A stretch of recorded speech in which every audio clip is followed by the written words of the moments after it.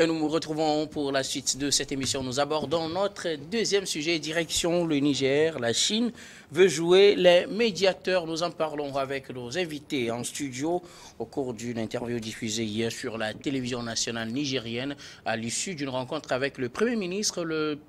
L'ambassadeur chinois au Niger a annoncé l'intention de la Chine de jouer les entremetteurs et de mener les négociations pour amener le calme entre le Niger et la CEDEAO. Suite à cette crise née du coup d'État du 26 juillet dernier, la Chine veut se positionner sur le continent. On sait déjà que les relations sont très bonnes entre le Niger et la Chine au plan économique, mais le pays veut également jouer les entremetteurs, initier le dialogue entre la CEDEAO et le Niger pour trouver une issue à cette crise. Pasteur. Voilà le quoi, la Chine sait faire les choses. Pour la Chine, c'est le principe de la non-ingérence dans les affaires intérieures des pays. Et l'ambassadeur l'a souligné encore hier. On estime que chaque pays est souverain. Et je crois que les Nations Unies doivent veiller à ça. Les Nations Unies doivent veiller à cela. La souveraineté de chaque pays. Chaque pays est souverain et peut choisir le mode de son gouvernement. Ce que jusque-là, la France refuse de reconnaître. La France refuse de reconnaître cela. Et pense qu'elle peut continuer par être le gendarme de l'Afrique. C'est fini. Mais c'est fini. Elle ne peut plus. Et donc la Chine, voilà ce que la Chine fait. La Chine sait qu'elle a ses intérêts. Ses intérêts au Niger. Il y a un projet de construction d'un oléoduc, je crois que de 2000 km, jusqu'au Bénin, jusqu'au niveau de Semekpodi, donc au niveau de la frontière. Et donc, la Chine sait comment parler. Pour l'autre dont je parlais tout à l'heure, la France, qui vraiment continue de faire des erreurs très graves. Des erreurs très graves parce que, continuons à croire que les pays, nous sommes toujours ces précarés. Et donc, elle peut continuer par nous dicter la loi. La Chine a bien fait. Et je pense que aujourd'hui, la Chine est en force de pouvoir parler. Parce qu'on sent quand même qu'il y a un respect mutuel. Un respect mutuel entre les pays africains et la Chine. Et la Chine continue d'en profiter. Et les autres puissances occidentales auraient pu en faire autant pour savoir parler aux pays d'Afrique. Donc la Chine est en train de conquérir le terrain, le continent africain. Et ça, c'est les erreurs de la France qui l'isole aujourd'hui. Elle l'a totalement isolée. Elle est en train de perdre tous les pays francophones. Et j'espère quand même que prochainement, il y en aura encore. Prochainement, il y en aura encore. On ne sait pas à qui le tour, mais il y en aura encore certainement. Il y en aura, vous voulez parler? Non, il y en aura encore. D'autres pays, je dis d'autres pays vont continuer par se désolidariser de la France. Je dis, il y en aura encore. Okay. Pour le moment, on a une liste, mais la liste va s'allonger naturellement. Et donc, je crois que nous saluons cette position de la France, de la Chine. Non, jamais. Non, je ne saluerai jamais la position de la France. Hein, jamais. Jamais. Cette position de la Chine, alors qui donne de la matière. Parce qu'aujourd'hui, on sait que la Chine, c'est un géant du monde. Et donc, quand elle parle, les uns et les autres doivent en tirer leçon. Et donc, ça vient donc donner aujourd'hui une certaine adhésion à ce qui se fait au Niger. Et je pense bien que les autres doivent fondamentalement tirer leçon de cela et faire profil bas pour que le Niger, avec tout ce que nous connaissons comme sanctions, le Niger puisse s'en sortir et que rapidement, ce pays aujourd'hui qui veut être souverain, ce pays qui affiche sa position pour la souveraineté. Et donc, comme je le disais, une fois encore, bientôt les Nations Unies vont se retrouver... les pays vont se retrouver à New York, à l'Assemblée générale. Et je crois que nous, déjà au niveau de la société civile, on se positionne, peut-être, on ne sait pas si on sera à New York, mais on espère qu'il y aura des manifestations pour appeler les Nations Unies à accepter, à préciser de manière plus claire la souveraineté de chaque pays, surtout le pacte de non-agression des pays. C'est très important et bravo à la Chine pour sa position et nous continuons pas à croire que les autres puissances vont suivre la Chine et la CEDEAO va en tirer aussi profit. Adam Adronou, la Chine veut se positionner aujourd'hui comme un médiateur dans cette crise qui oppose la CEDEAO au Niger. Vous savez, c'est une guerre pratiquement non seulement de clan, mais d'intérêt qui se joue aujourd'hui. Parce que l'on commence par voir clair qu'en réalité, la question n'est pas tant la question de souveraineté comme tant donc de pouvoir donc l'exprimer les uns et les autres, mais c'est une question essentielle liée à l'économie et des questions d'intérêt. Parce que justement, c'est vrai, le pasteur le disait tantôt en parlant du fait que voilà, la Chine sait parler, etc. De toutes les façons, c'est une évidence. Hein, lorsque vous vous respectez, l'autre, il vous respecte. Ça, c'est une évidence. Mais au-delà de ça, il y a d'autres questions également essentielles dont il était également au premier plan. Lorsque nous prenons sur tout le continent, je ne vais quand même pas comparer la Chine et la France quand même, mais lorsque nous prenons pendant la question de prise en charge des employés de la Chine sur les terrains qu'ils occupent, c'est une question existante que personne n'a su aujourd'hui traiter. Ce n'est pas parce qu'il essaie véritablement de pouvoir faire B2B avec les États qu'il faut forcément abandonner. Donc il y a de ces questions-là qui surgissent. Mais au même moment, la question essentielle aujourd'hui, puisque c'est qu'il faut avoir un interlocuteur crédible. Et je pense que l'interlocuteur crédible aujourd'hui, la Chine peut jouer le rôle d'interlocuteur crédible, compte tenu de tout ce que nous savons. Nous n'allons plus encore refaire le parcours. Mais tous les pays africains pratiquement sont partants avec la Chine.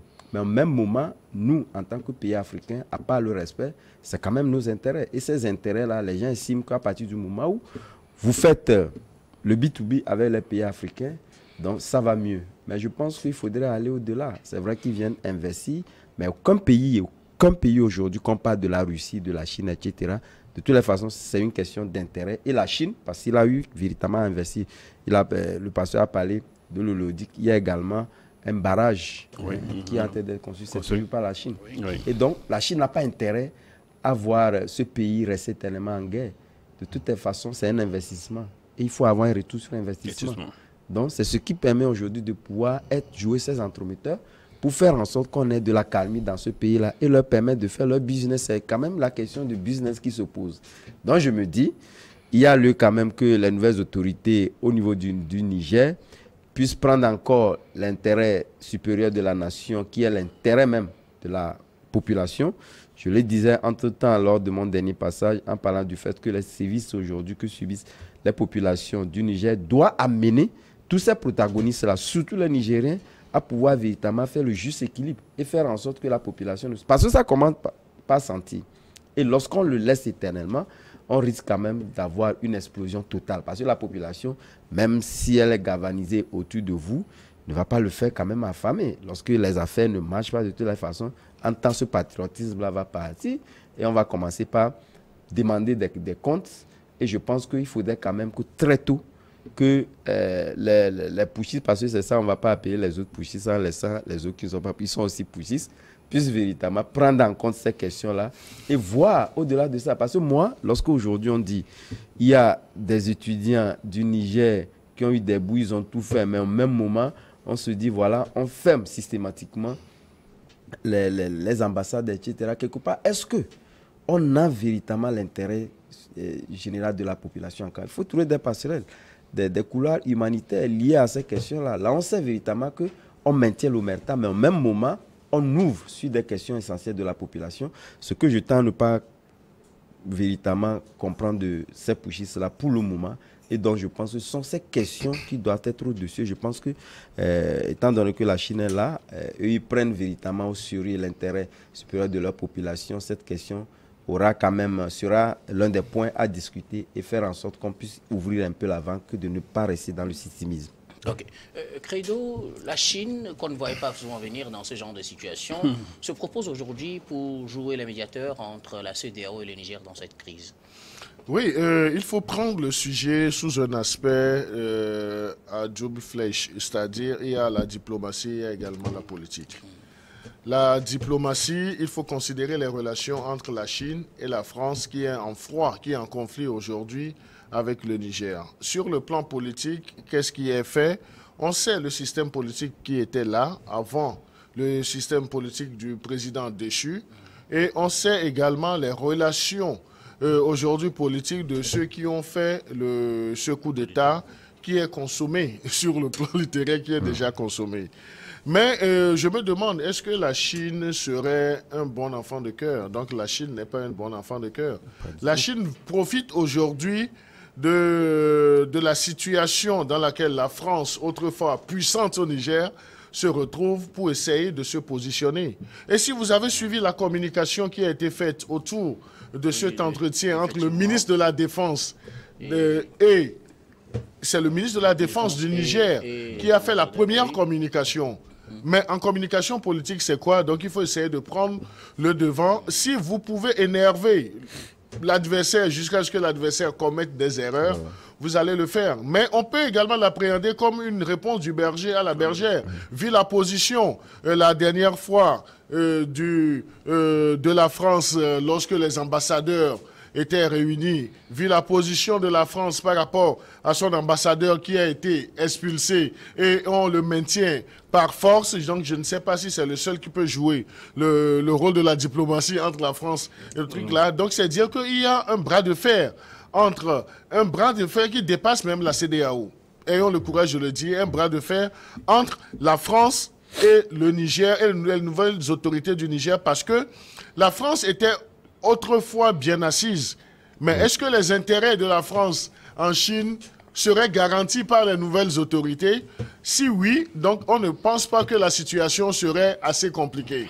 Mais si on prend l'autre versant, donc c'est que s'il n'y a pas cette assurance-là, la France sera toujours dans cette posture. Mais est-ce que c'est une bonne posture pour quelqu'un ou bien pour un pays qui voudrait accompagner son État sur le plan politico-diplomatique pour résoudre un tant soit peu le truc là. Donc la Chine, je le dis, la Chine n'est pas un enfant de cœur parce que la Chine aussi avait déjà posé des actes du côté du Niger.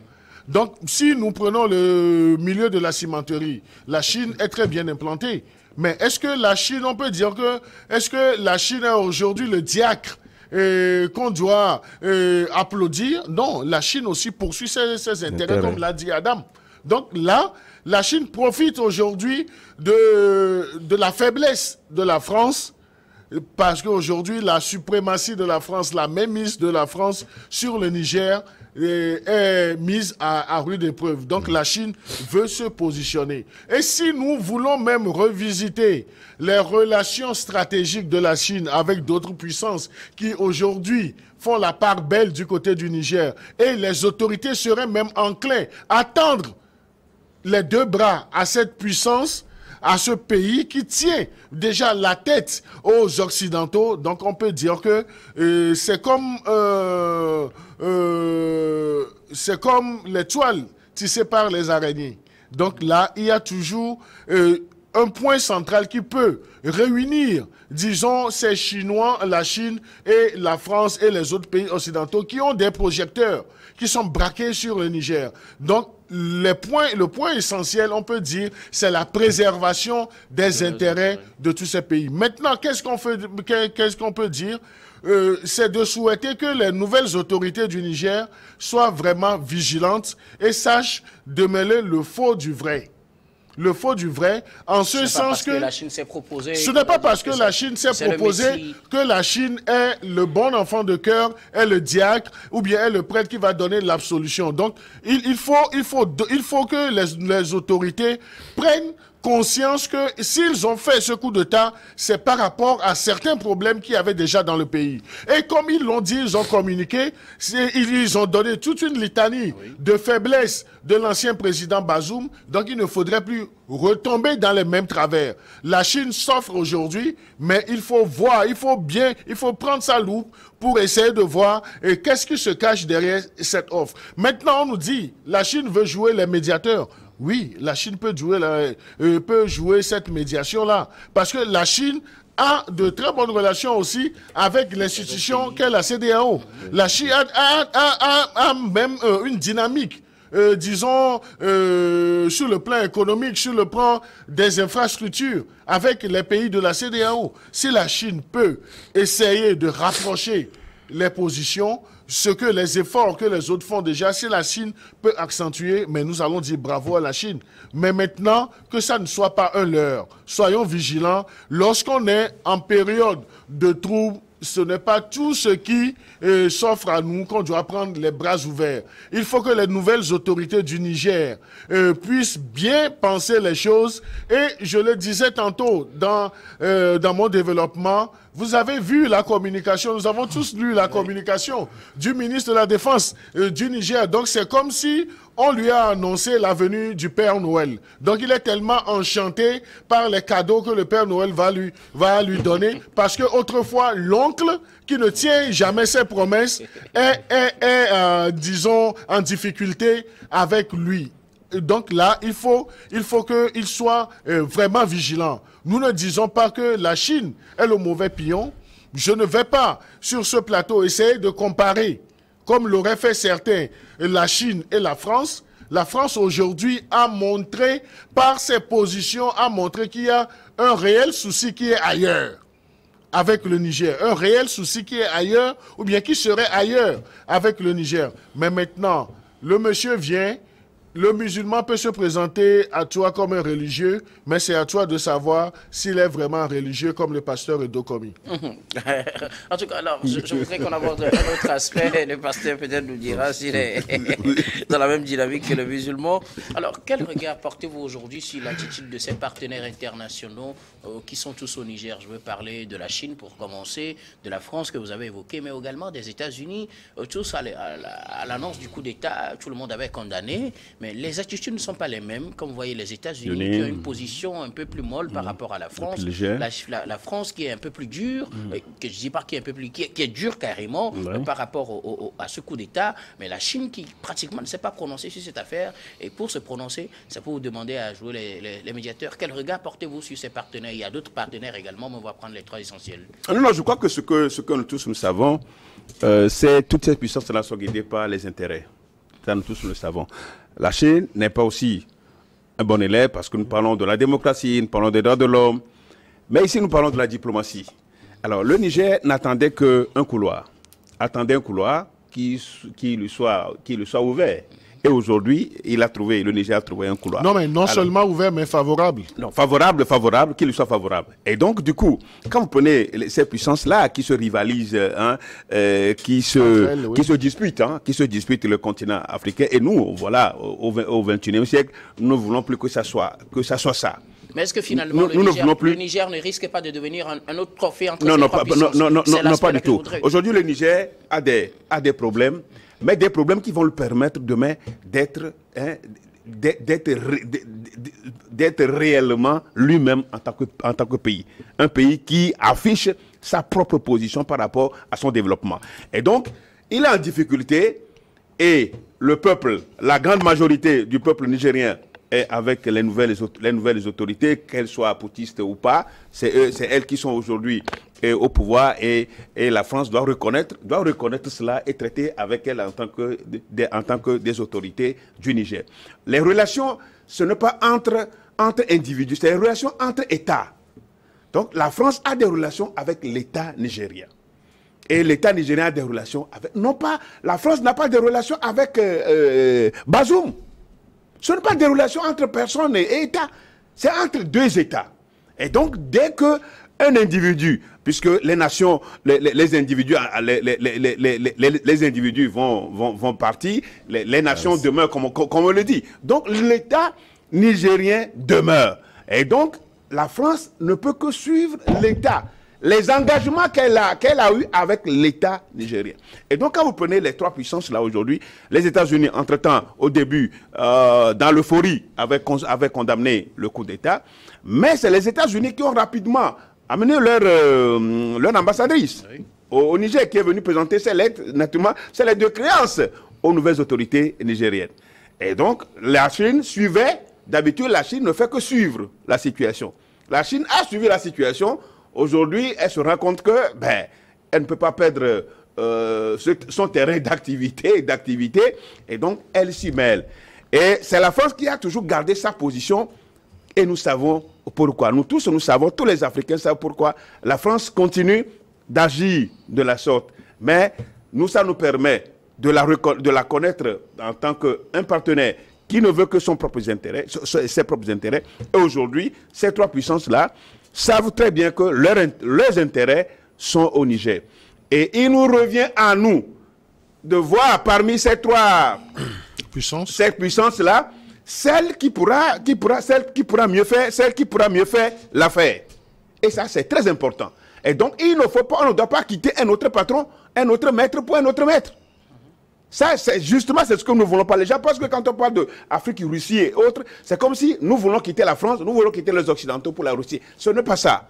Nous sommes en difficulté. Nous n'attendons que quelqu'un pour pouvoir nous tenir la main et nous sortir des difficultés de l'eau afin que nous puissions être nous-mêmes. C'est ce qu'on est en train de faire. Okay. Donc ces trois puissances-là sont à la recherche de leurs intérêts, mais il nous revient, nous, en tant qu'Africains, de savoir comment nous positionner pour que les intérêts des populations, justement, c'est ce que les nouvelles autorités disent, qu'elles sont venues travailler pour les intérêts de ces populations. Et donc, il faut qu'elles fassent vraiment attention pour ne plus tomber dans le jeu des partenaires. Adam Adjaranou, quel regard portez-vous aujourd'hui sur l'attitude de ces trois puissances, Chine, France et États-Unis, peut-être même la Russie qui, pour le moment, après la condamnation d'un général, ne dit plus rien par rapport à cette situation. Elle est en stand-by. Quel regard portez-vous sur les trucs là? La Russie regarde. Sauter après, ou bien est-ce que le Niger, quelque part, s'il ne sait pas faire, ne risque pas de devenir aussi un trophée entre ces puissances qui se battent sur plusieurs terrains aujourd'hui? Non, mais de toute évidence, il n'y a pas de pays africain qui ne soit pas dans ce canevas-là. Nous sommes des terrains de combat de toutes les puissances. Mais c'est vrai que le pasteur a dit quelque chose de toutes les façons. Vous verrez aucun chef d'État, qui soit poussiste ou pas, dire qu'il ne vient pas travailler pour l'intérêt de la... Ce sont des mots politiques. Et je pense que les militaires également ont bien appris chez les politiques. C'est ce qu'ils expriment de toutes les façons. Donc quand on brandit cela comme étant dans des paroles d'évangile, etc., de toute évidence, vous savez, ces gens-là viennent, ils appartiennent à la population. Malheureusement, quand la page va être tournée, cette population-là ne tiendra pas les mêmes rigueurs qui tient à l'égard de quand il y a telle puissance qui sort. Il faudrait quand même, en réalité, c'est ce qu'on doit demander à la population de faire. Lorsque ça gouverne mal, il faudrait quand même qu'ils se mobilisent, qu'on ne fasse pas de l'hypocrisie. Tout à l'heure, on serait sur le Gabon. Je pense qu'on va en parler. Mais la grande question, c'est qu'à partir du moment où, sur la question politique, comme l'évoquait tantôt Credo, à partir du moment où les puissances interviennent, ça fragilise davantage la position de la CEDEAO et ça enrancit davantage les puissances. Pour la simple et bonne raison que de toutes les façons, c'est le plus disant. Lorsque vous venez d'abord, vous parlez politique, c'est ce qui est mis en avant, mais derrière ça, nous savons que ce sont des négociations, des intérêts économiques qui sont mis en avant. Donc, de toutes les façons, vous ne verrez pas la Chine, la Russie, la France également. Mais ce qui adviendra, malheureusement, le sujet n'a pas été retenu, c'est le cas de la Guinée. C'est vrai que la Guinée, moi, dans tous ces pays qui ont fait les pouces, c'est sa position qui m'intéresse davantage. Il parle moins, mais agit. Parce que vous verrez que en 2 ans, puis s'ils font 2 ans jour pour jour, vous verrez qu'il a beaucoup affecté ces intérêts-là des gens qui, aussi bien de la Chine, la France, etc., qui étaient dans les miniers. Il a fait en sorte qu'on puisse donc parler d'égal à égal. C'est ce qui a rendu le pays riche. Et l'État aujourd'hui a de l'argent.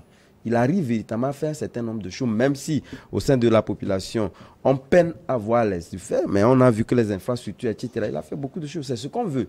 Et c'est ce à quoi je pense que ces autorités-là doivent travailler. Nous savons, moi, de toutes les façons, j'étais aussi conscient que cette intervention militaire allait se tenir, mais au même moment, avec l'entrée de ces puissances-là, je pense que la question est encore très, très lointaine.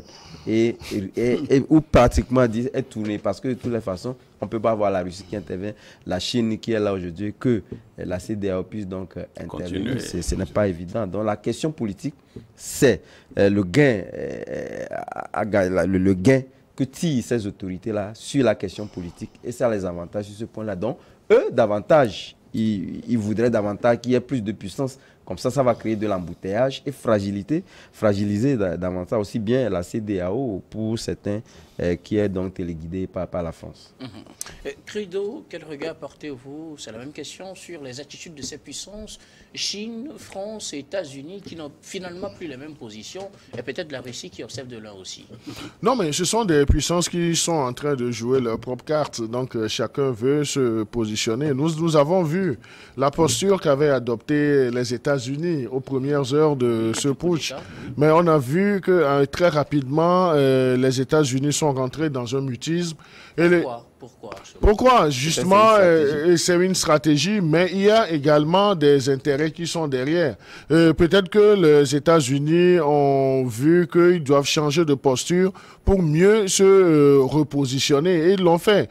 Même le pasteur a parlé de la présentation de l'aide de créance, mais quand on a vu dans la communication, ils disent que ce n'est pas la présentation d'une lettre de créance, mais toujours est-il que l'ambassadrice est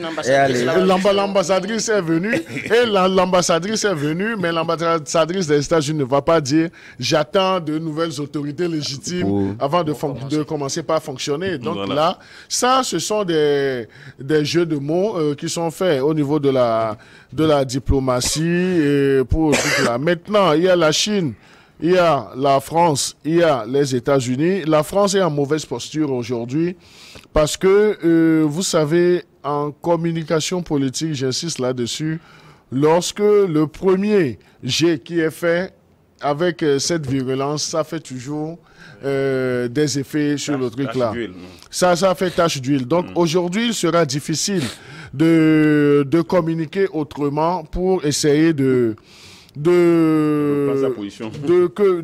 redorer l'image de la France, parce que très tôt, les putschistes ont vendu la France comme le mauvais élément, le mauvais maillon aux populations. Donc les populations sont aujourd'hui braquées. Et vous aurez constaté que même si les putschistes doivent poser des actes aujourd'hui, ils se réfugient derrière les populations. Ouais.